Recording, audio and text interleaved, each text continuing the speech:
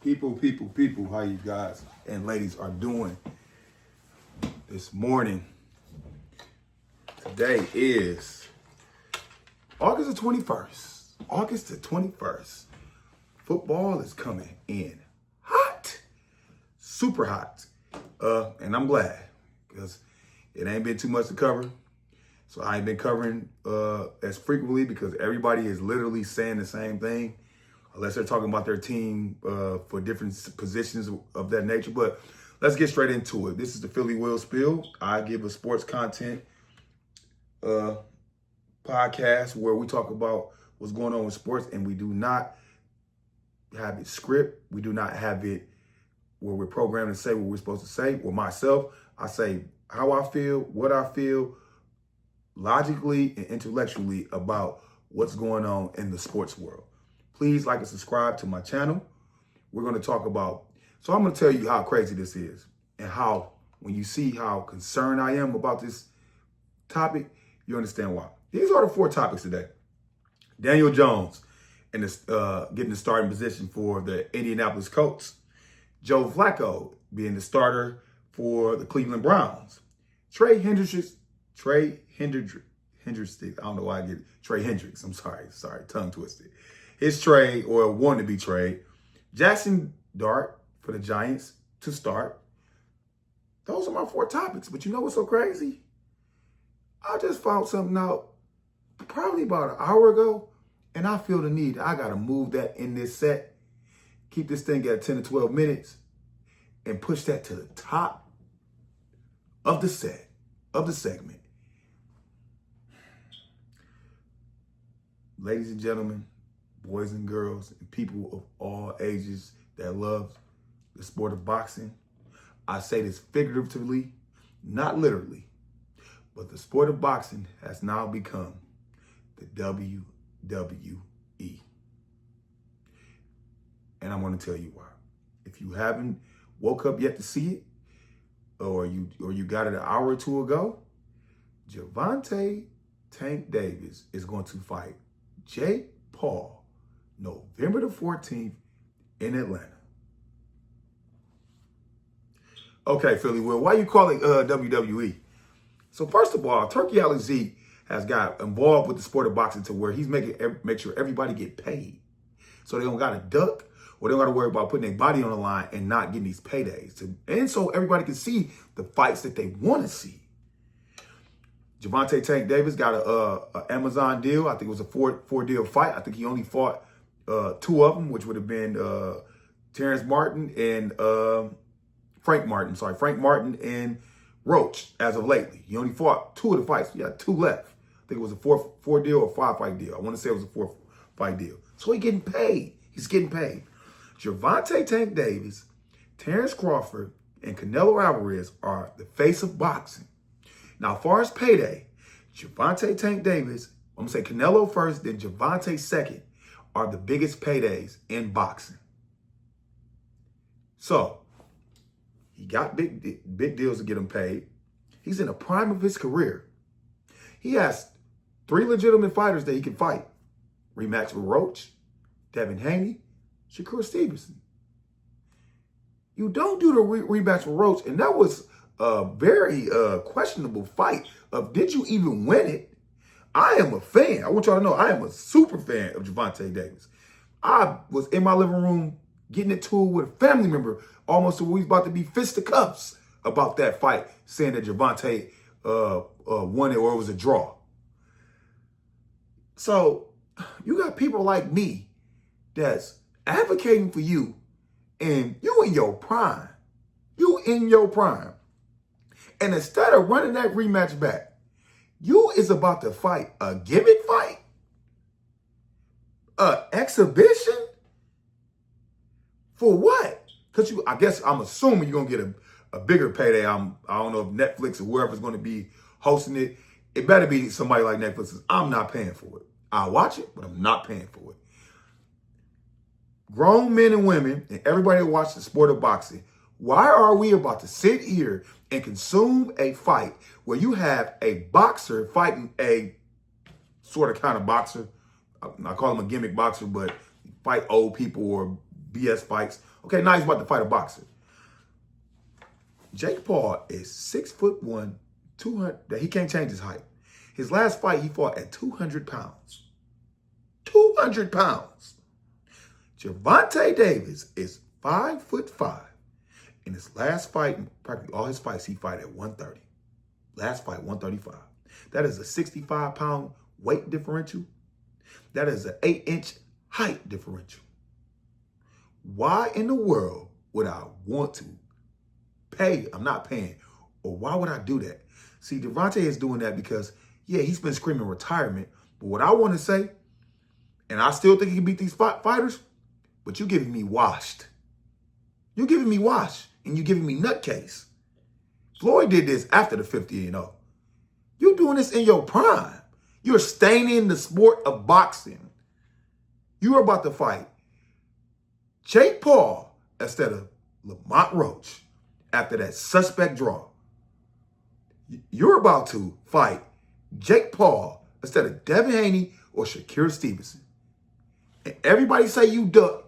You say you don't duck. I know your head ain't been all the way there. You've been trying to be a little bit more mature. Domestic violence case I heard allegedly was dropped. So that's by Lamont Roach on his. Go look at Lamont Roach on his YouTube. He'll tell you. So, and you about to, people, don't watch that. Don't watch that. That's my spill on that. Gervonta, you looking real washed. You looking washed. That look washed, bro. And that's going, in the sport of boxing, you're looking like WWE. You're looking like WWE. Y'all need to get that out of there. Y'all need to find some way to get all these. Now that Turkey is paying them, now Turkey, you need to find something in the stipulation of boxing to get them from ducking. Stop the ducking. Stop the ducking. Either you fight this person or you don't fight at all. Start blackballing them. Either you fight the next person you're supposed to fight or you don't fight at all. Flat out.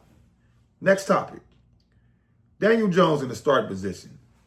So Anthony Richardson last year had an up and down season in regards to leadership and in regards to play.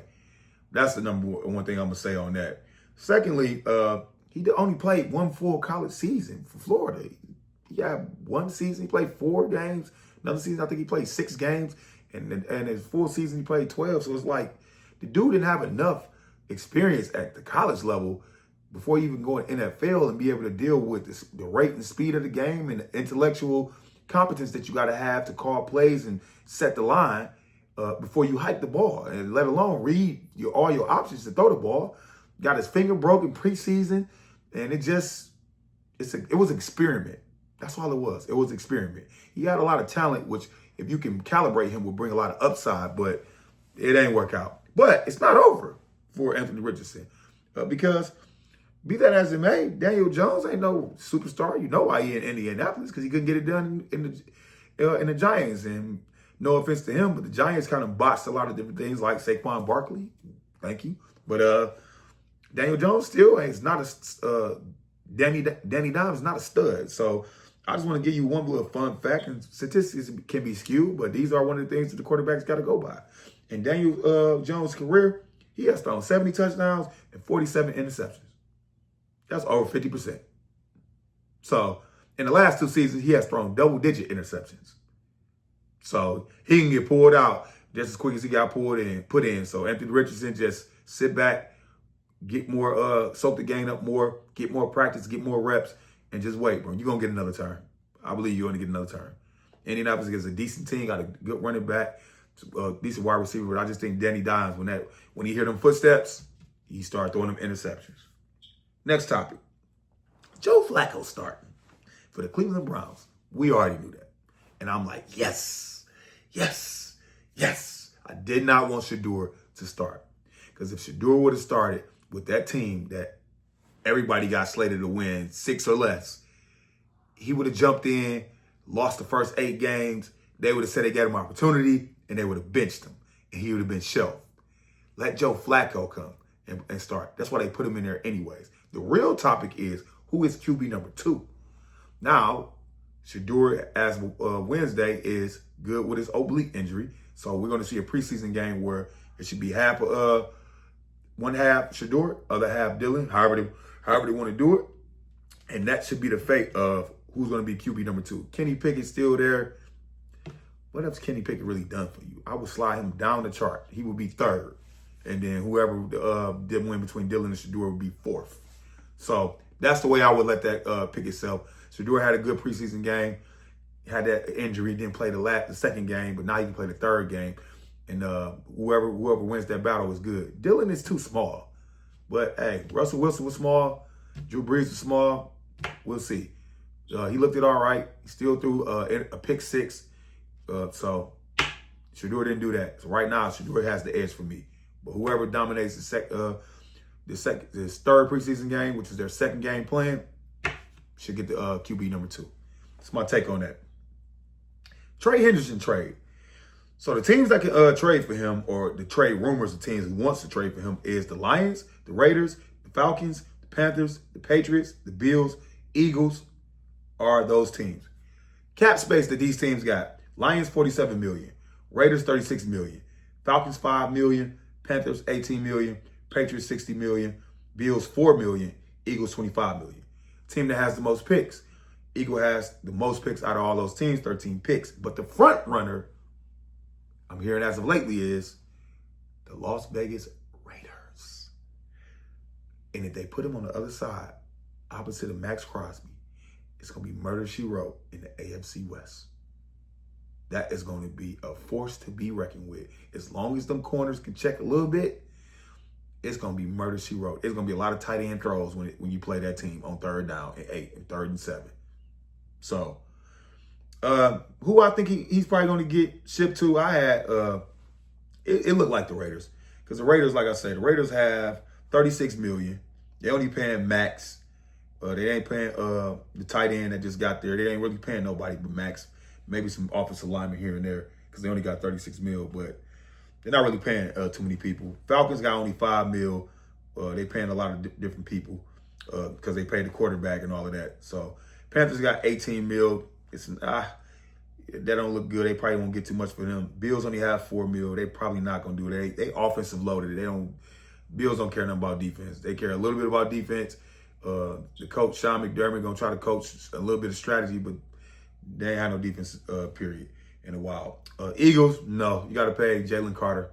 You're not gonna pay Trey Henderson, and you're not gonna give up picks to just get him for 1 year. So that's not gonna work. So I see him going to the Raiders. And then the Patriots, they already paid one of our Super Bowl D-line, Milton Williams. They pay Stephon Diggs. And they got to pay the quarterback if he works out and things of that nature. So I don't see the Patriots getting them either. All right. Last topic. Jackson Dart to start. I don't know if y'all seen Jackson Dart again, but the boy was out cold. 2 more touchdowns again. He was letting the ball go practically 2 seconds when he was throwing it. He did a lot of check downs. They gave him a lot of nice little plays. You never see a team's playbook. So they gave you like the cut and dry, screens, flats, tight ends in the middle, running backs in the middle. You see them throw that tight end, thread it through the middle of the field to get that touchdown. You see him roll out and throw another touchdown. Jackson Dart looked good, man. And then he got that little, like, I wouldn't say Trevor, who can I say that? Baker Mayfield persona, that New York likes him like that. So he has like one of those personas, man, like Tom Brady to the Patriots type of persona where they just love and salivate over him. So I know Russell Wilson is there. Russell Wilson is going to start, but I'll give Russell Wilson, if he get 2 back-to-back losses, I'm throwing Jackson Dart in. If Russell Wilson in the span of 6 games, he win the first 3, get a loss, win the next 2, then get a loss in 7 games, probably keep him in there if he can spread them out. But if Russell Wilson ever go back-to-back 2 losses, he's going to be looking over his shoulder when they start the season. He's going to be pulled out of that game if it don't look right. And please don't have Malik Napier in that running back from Arizona State back there pissed, because they're going to put him right out. Because it seems like to me that the Giants like Jackson Dart. Like he's like that. And Daboll is coaching for his position. So Daboll going to have to get it together as soon as possible. And Stefanski and Cleveland, they both coaching for their position. So you better get this right, because we understand that y'all have a year where it could be 8 games that can keep your job, 9, but win 6 or 5. and make it look bad and had a fan screaming in Cleveland and New York, especially New York. You're going to get put out of there. Last thing I want to say in regards to coaching, was it worth it? Jonathan Gannon, Shane Steichen, and then now our offensive coordinator of late, he's gone. But was it really worth it to leave? Because Steichen right now, you on the chopping block. Jonathan Gannon, to a certain extent, you on the chopping block. Was it worth it? Like, I like Vic Fangio's position. I already was a head coach. I see how that go. I'm winning with a good organization. Everything's good. Do I really want to leave? Jonathan Gannon, Shane Steichen. Was it worth it? You get the bag, you get paid, get recognized, you get the chance that every other coach gets to see if you can be a well-thought coach, to get a good record, get in the playoffs. But based off of how y'all have had your career, I think they've been gone, 3 years? Since 2022. So, yeah, 3 years. Was it worth it? Or was it? They left after the 2022 season, so I think they might have been coaching for 2 years. But it's still like, don't look too good, man. Sometimes the grass ain't green on the other side. It ain't. Certain organizations, you will leave. Steelers, I'm gone. Eagles, I'm gone. Let's see. 49ers, I'm gone. Chiefs, I'm gone. Broncos, I'm gone. You know, certain teams you're going to leave for. You don't hear their organizations being bad. But certain teams, New York Jets, Dallas Cowboys, Cleveland Browns, Chicago Bears, I'm not going to them teams. Arizona Cardinals, not going there. Indianapolis Colts, post Peyton Manning, post the other quarterback who retired, So, it's my take. Philly Will Spill all day, every day, twice on Sunday. Please watch my podcast on Facebook called Bring It Alive Podcast. We do not talk about sports. We talk about real life, parenting, finance, relationships, dating, all that type of things of that nature. Every Saturday from 6 to 8 p.m. on my Facebook Live, William Nunez. I'm Philly Will all day, every day, and twice on Sundays. And I'm out.